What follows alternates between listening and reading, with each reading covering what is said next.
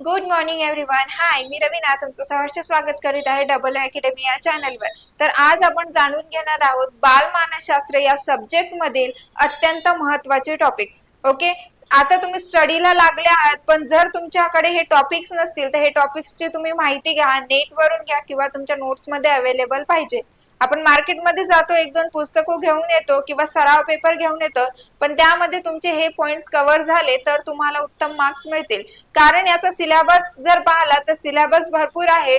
बालमानसशास्त्रामध्ये तुम्हाला जे आहे विद्यार्थ्यांवर देखील क्वेश्चन्स विचारले जातात, पण तुम्हाला यामध्ये जे प्रश्न पाहायला मिळतील, जे मागच्या वर्षीचे आयोगाचे पेपर आहेत ते जर तुम्ही तपासून पाहिले तर आयोग वारंवार त्याच घटकांवर जास्त प्रश्न विचारत आहे किंवा त्यावरच भर देत आहे.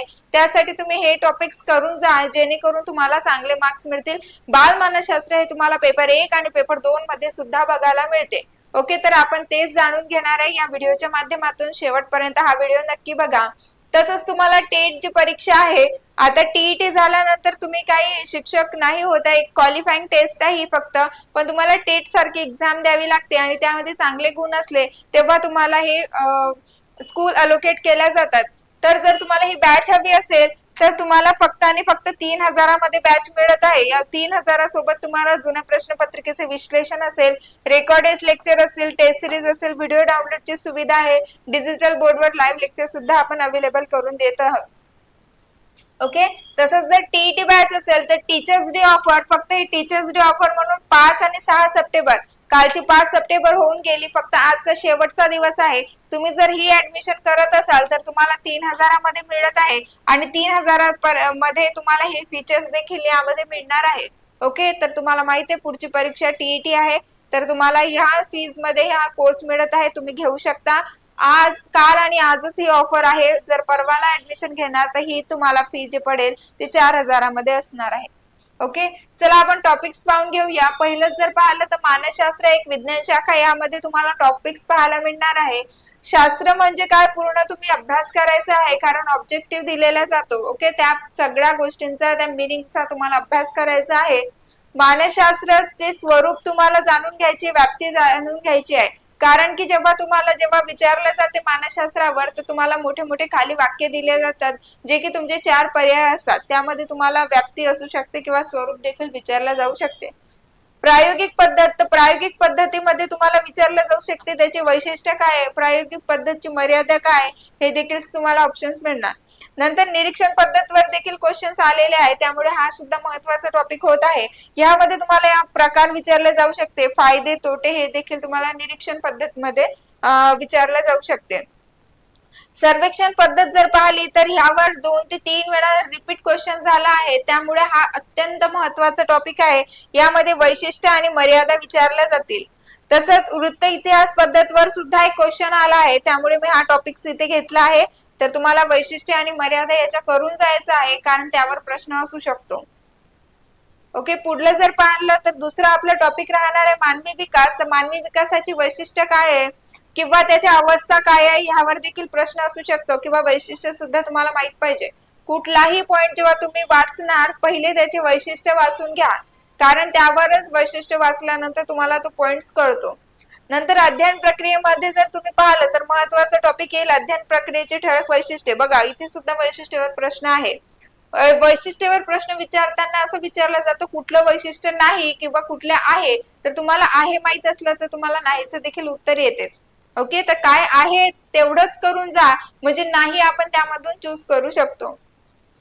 अध्ययन प्रक्रियेचे स्वरूप तुम्हाला विचारलं जाऊ शकते. अध्ययन प्रक्रियेचे मापन देखील तुम्हाला विचारलं जाऊ शकते. हा सुद्धा महत्वाचा टॉपिक आहे, कारण यावर सुद्धा प्रश्न आयोगाने फिरवले आहेत. अध्ययन वक्राचे शैक्षणिक महत्व, हा महत्वाचा टॉपिक आहे, कारण हा विद्यार्थ्यांना रिलेटेड टॉपिक आहे आणि तुम्हाला तुमच्या त्या वयोगटातील 11 ते 14 वर्ष वयोगटातील जर मुलांचं विचारलं तर तुम्हाला यांच्या अध्ययन वक्रावर पण प्रश्न येऊ शकतो. पठार अवस्था मुलांमध्ये येते, तर ते निर्माण होण्याची कारणे देखील विचारू शकता, किंवा लांबू नये म्हणून आपण काय प्रयोग करू शकतो हे देखील तुम्हाला विचारलं जाऊ शकते. अध्ययनाच्या उपपत्तीचे वैशिष्ट्य विचारले जाऊ शकते, किंवा शैक्षणिक महत्व. अध्ययनाचे शैक्षणिक महत्व हे आपल्यासाठी जरी असलं, शिक्षकांसाठी जरी असलं, तरी पण तुम्हाला हे मुद्दे करून जायचे आहे, पॉइंट्स कव्हर करून जायचे आहेत पेपरला जाताना. तर ह्यासाठी हे अत्यंत महत्वाचं टॉपिक सांगितलं आहे. सर्वात जास्त किचकट टॉपिक वाटणार आहे की तो उपपत्ती आहे, पण उपपत्ती एवढा पण किचकट टॉपिक नाहीये. एकदा प्रयोग तुम्ही समजून घेतला किंवा काय केलं जाते, मानसशास्त्रांनी कुठला प्रयोग काय आहे, एकदम सिंपल क्वेश्चन असतो. तर तो सिंपल क्वेश्चन जर तुम्ही एवढं जरी पेज लर्न करून घेतला ना, तर तुमचा 1 ते 2 मार्क्स इथेच वाढतो. तर बघा, सहचारवाद उपपत्ती तुम्हाला विचारला जाऊ शकते. तर यामध्ये कोणते कोणते येतात मानसशास्त्र? थॉर्नडाईक असेल, पॅव्हलॉन असेल, स्किनर असेल. ओके, तर ह्यांनी कोणती उपपत्ती काढली आहे हे तुम्हाला माहित असणे किंवा व्यवस्थित जोडालावर प्रश्न देखील येऊ शकतो. तर हे पेज एकदम व्यवस्थित करून जा, जेणेकरून तुमचा प्रश्न चुकणार नाही. तर थॉर्नडाईकने सहसंबंध उपपत्ती काढली आहे, तर तो प्रयोग सुद्धा वाचून जायचा आहे तुम्हाला. पॅव्हलॉन अभिजात अभिसंधान उपपत्ती काढली आहे. स्किनर यांनी साधक अभिसंधान उपपत्ती काढली आहे, तर ते तुम्हाला प्रयोग सुद्धा वाचून जायचा आहे. किंवा कोणत्या मानसशास्त्राने कोणत्या प्राण्यांवर प्रयोग केला हे देखील तुम्हाला जाणून घ्यायचं आहे. ज्ञानात्मक अध्ययन उपपत्तीवर तुम्हाला क्वेश्चन आहे. कोहलर असेल, लेविन असेल किंवा आसुबेल जोरम ब्रुनर असेल, तर ह्यावर सुद्धा तुम्हाला प्रश्न आले आहे. यांचे प्रयोग आहेत ते त्यांनी प्रयोग केले आहेत, त्यांच्यावर तुम्हाला उपपत्ती आहेत. ओके, कुठल्या प्राण्यांवर केला आहे आणि कोणत्या उपपत्ती हे देखील तुम्हाला माहित असणे गरजेचे आहे. आधुनिक उपपत्तीवर तुम्हाला प्रश्न आहे. डॉक्टर ब्लूमची आहे, नंतर आहे बांदुरा यांची. ओके, तर कोणी काढली आहे हे खूप महत्वाचं आहे. फॅक्च्युअल वर पण क्वेश्चन येतो. ओके, डायरेक्टली तुम्हाला विचारू शकतात की आसुबेल यांनी कोणती उपपत्ती काढली आहे, तर तुम्हाला हेच माहित असलं पाहिजे. अध्ययन व अनुदेशन उपपत्ती हे त्यांनी काढली आहे. किंवा डॉक्टर ब्लूम यांनी कोणती काढली आहे, तर प्रभुत्व संपादन उपपत्ती काढली आहे. तर तुम्हाला हे लक्षातच ठेवून जावं लागेल आणि याचा डीप स्टडी करून जावं लागणार आहे. ठीक आहे, जर चौथ्या पॉइंट कडे गेलो तर बोधात्मक प्रक्रियेमध्ये तुम्हाला विचारलं जाऊ शकते अवधानाची अंगी काय आहे, अवधानाचे प्रकार काय दिले आहेत, अभिरुचीचे शैक्षणिक महत्व देखील काय आहे. संवेदनावर खूप फिरवून प्रश्न दिलेला आहे. संवेदना ही संकल्पना, मुळात ही संकल्पना काय आहे पहिले हे क्लिअर करा. कारण यावर काय करतात, वेगवेगळे उदाहरण दिले जातात आणि ते मग तुम्हाला सांगावं लागते की संवेदन तिथे काय आहे किंवा घडलं आहे किंवा नाही घडलं आहे. त्यासाठी ही संकल्पना क्लिअर करून जाणे फार महत्वाचं आहे. तर त्यामध्ये बघा, संवेदनाचे संबंध प्रक्रिया विचारला जाऊ शकते, संवेदनाचे संघटन तत्वे विचारले जाऊ शकते, अवबोध, अवबोधातील दोष. ओके, अवबोध मध्ये जर तुम्हाला क्वेश्चन असेल तर त्यातील दोष काय आहे किंवा अवबोधचा अर्थ सुद्धा तुम्हाला माहित पाहिजे. प्रतिमावर जर क्वेश्चन फिरवायचा होता तर त्यांनी प्रकार, वैशिष्ट्य आणि शैक्षणिक महत्वावर क्वेश्चन फिरवला आहे, तर तुम्हाला सुद्धा पाहायला मिळू शकते. त्यामुळे हे पॉइंट्स क्लिअर करून जा. कल्पनेवर तुम्हाला उदाहरणं दिली आहेत. मागच्या आयोगाची जर तुम्ही प्रश्नपत्रिका पाहिली असेल तर त्यामध्ये कल्पनेवर ते वेगवेगळे उदाहरण देऊन विचारलं आहे की हे कल्पना आहे किंवा नाही. तर तुम्हाला ह्या संकल्पना क्लिअर करायचं आहे. नंतर प्रकार आणि शैक्षणिक महत्व पाहायचे आहे. विचार प्रक्रिया जर पाहिलं तर हे आता उपजीवनात्मक क्वेश्चन आहे, तर तुम्हाला विचार प्रक्रियेवर भर द्यावी लागेल. ती संकल्पना क्लिअर केली तेव्हा तुम्हाला वेगवेगळे उदाहरण समजतील. जसं प्रकार आहे, विचार प्रक्रियेतील अडथळे असतील किंवा शैक्षणिक महत्व असेल विचार प्रक्रियेवर, तर हे सुद्धा तुम्हाला पॉइंट्स कव्हर करून जायचं आहे. ओके, स्मरणवर मागच्या वेळी प्रश्न आलेला आहे, त्यामुळे इथे मी पॉइंट लिहिला आहे. स्मृतीच्या अवस्था म्हणजे त्याचे प्रकार काय आहे हे विचारले जाऊ शकते किंवा स्मृतीचे मापन विचारले जाऊ शकते. ओके, विस्मरणवर क्वेश्चन आहे. विस्मरण का होते आहे, विस्मरण म्हणजे काय हे तुम्हाला माहित पाहिजे किंवा विस्मरणाची कारणे देखील माहित पाहिजे. ओके, स्मृती सुधारण तंत्रे विचारले गेली होते, त्यामुळे हा सुद्धा पॉइंट तुम्हाला कव्हर करून जायचा आहे. ओके, जर 5व्या चॅप्टर कडे वळलो तर बुद्धिमत्ता चॅप्टर आहे, तर त्यामध्ये तुम्हाला पाहून जायचं आहे बुद्धिमापनाशी संबंधित संकल्पना. ओके, कुठलाही जेव्हा तुम्ही चॅप्टर हाताळणार पहिले त्याची संकल्पना क्लिअर करून घ्या की त्यांचं संकल्पनेत काय सांगितलं आहे. नंतर बुद्धिमापन चाचणीचे प्रकार तुम्हाला विचारले जाऊ शकते. ओके, कुठलीही चाचणी असेल तर त्याचे प्रकार असतात, ते ठळक प्रकार व्यवस्थितपणे करून जायचे आहेत. बुद्धिमापन प्रक्रियेची विविध क्षेत्रातील उपयुक्तता हे देखील विचारलं जाऊ शकते, कारण ते उपजीवनात्मक आहे. तर काय उपयोग केला, या विद्यार्थ्यांनी केला आहे किंवा नाही केला आहे, असे तुम्हाला वेगवेगळे उदाहरणं देतील.